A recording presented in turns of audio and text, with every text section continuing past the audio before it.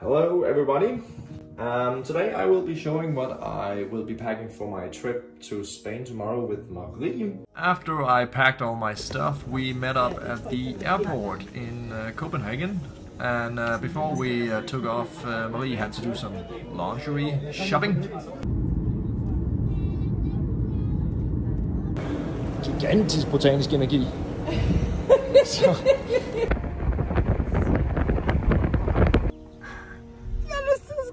Det er sgu da okay, det der.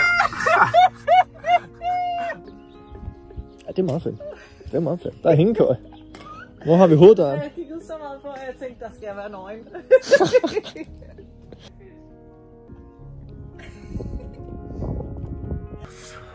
We're gonna do some stuff outdoor now. Så flot. Og så prøv at kigge en lille smule mere opad, skulle jeg til at sige, hen mod døren faktisk. Sådan noget der.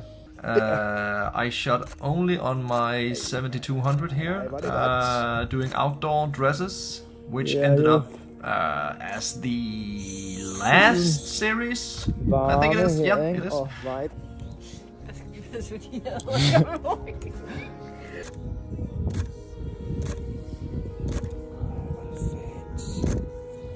Der. Og ja, så giver du mig sådan lige lidt skulderen op med der. Ja, der er du. Ja, der. Jeg kramper i min fod. Det er en aldersseng. Ja, det er det. Skulle vi lige creme det her lidt op med... 100% skal det cremes.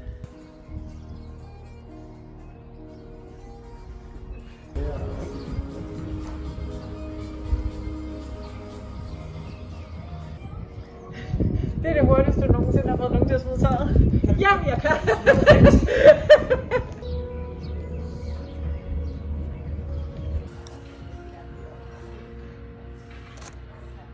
Så prøv at rykke hen til næste stolpe en gang. Hvor der er der.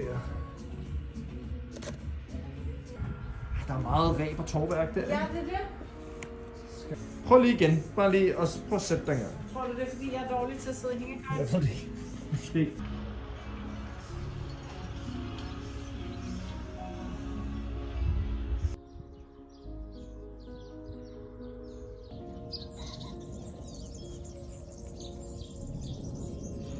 So, as you can see, we arrived at this very busy and tourist attraction, apparently. We didn't know.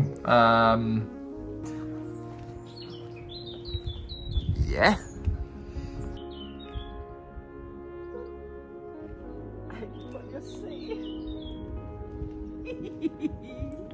So, when we arrived at the beach, it was a stunning sight. None of us had been there before. So we had to take plenty of pictures. It was indeed a small piece of paradise. Ja, det gør nas, men det gør godt. Det gør så nas. Men jeg tænker også, det gør så godt, og det er så vigtigt lige at være. Jeg har stadig en bejler. Det kan du mega. Mega. Den er faktisk meget fed. Prøv bare at stå her helt normalt, så kigger du bare ud over vandet der. Så prøver jeg ligesom at få hele. Der. Du må gerne tage dit højre ben ind over det andet, så du står sådan her i stedet for. Det er det højre. Må du gerne køre ind over der. Bare stræk det. Ja, og så du ved ned. Sådan stræk det ud. Der. Prøv at tage hanen en lille smule op, du ved. Bare lidt der. Ja, sådan der. Fedt. Kan du komme op på tæer? Sådan helt op på tæer. Der. Ja. Vi skal helt ud i yderpositionen der. Yes. Kommer jeg lige her.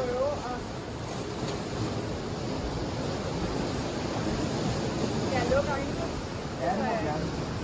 Nu er lige præcis de her arme med. Jeg tror ikke at lukke øjnene, kan jeg. Okay. Jamen da.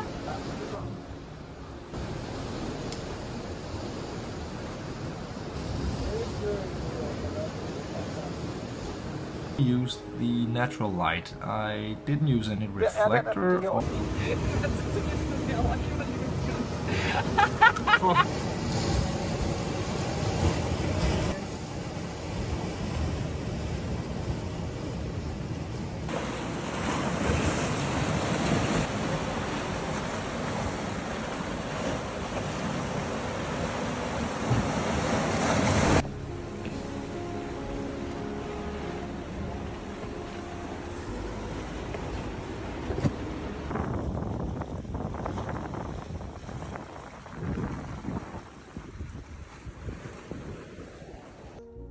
So after we refueled and had a little lunch, we headed out into the wild and the outback.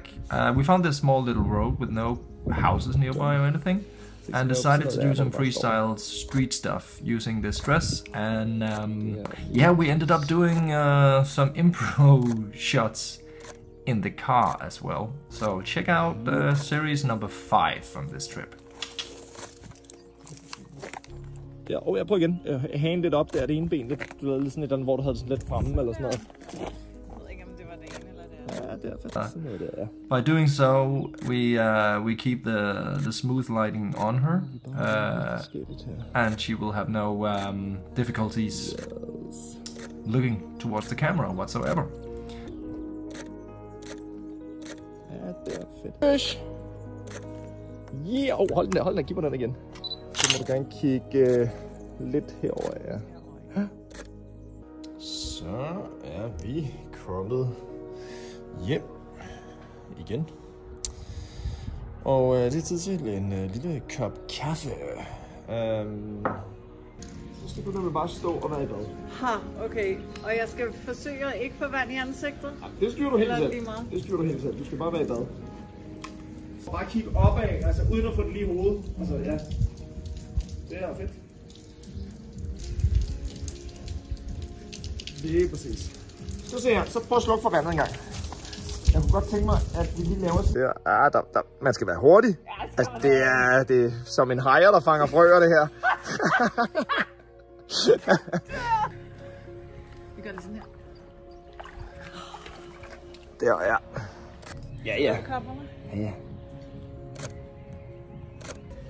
Det er pissefedt. Kan du tage armen op? Du ved, bare sådan. Og så prøv at kigge ud til din venstre.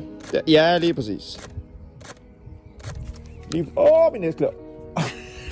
Ja, fedt. Og du kommer nemlig bare gående.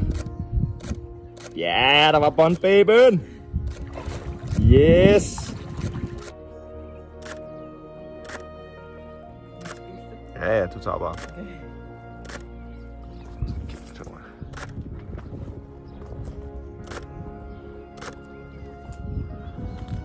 Så kigger du lidt heroppe. Du skal da være savl på dig selv, ikke? Der er det. Yes. Fedt.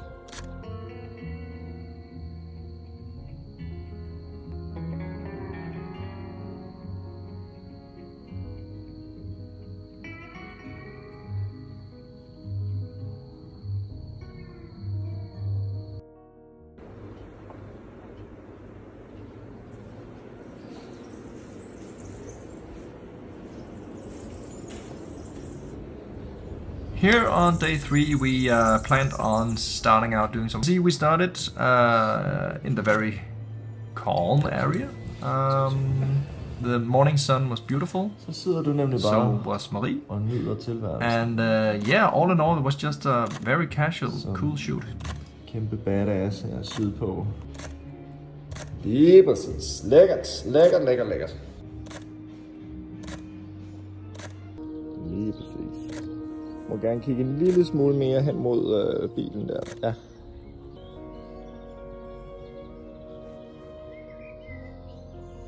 Nice. Det var fandme flot.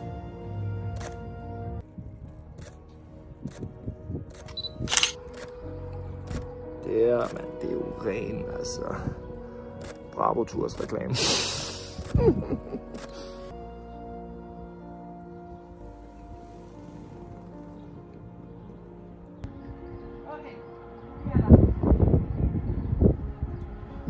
Og så hovedet den vej. Ja, det var... Den var ellers god. Prøv lige en gang mere, så er vi der. Ja, tak.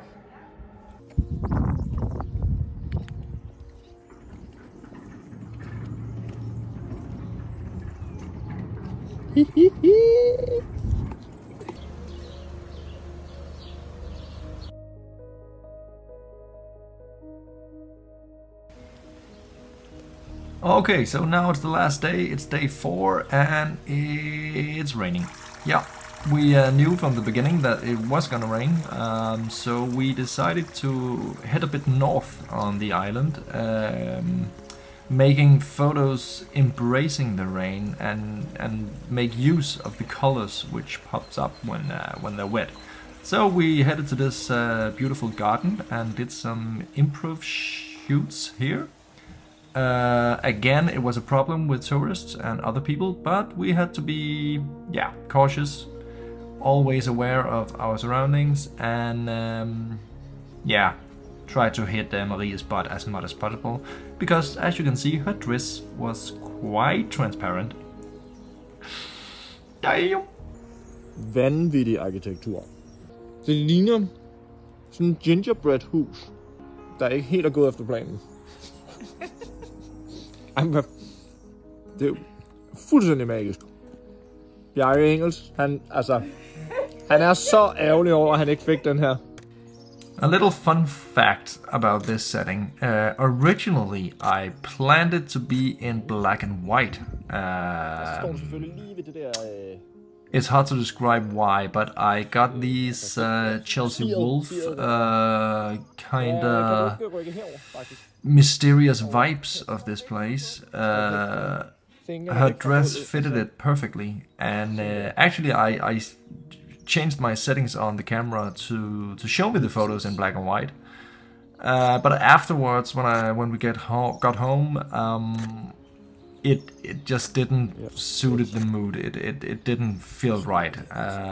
So I ended up using them in colors and combining these photos with the ones we just shot in the garden, and that was the perfect choice. Og så kigger du faktisk hen over skulderen på mig engang. Jeg rykker mig tilbage, så kan I gå forbi. Tror du, de er sådan nogle typer, der tager trappen her? Eller er vi det kan være, de også har en Volvo holdende deroppe.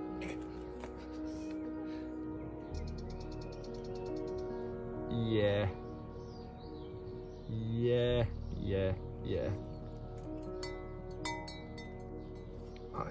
Colgate Smith. That was it. The trip was done, and now I was about to look through 3,000 photos or more.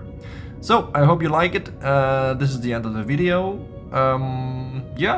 Let me know in a comment below if you enjoyed it. If you want me to continue doing this, I will gladly. So see you next time.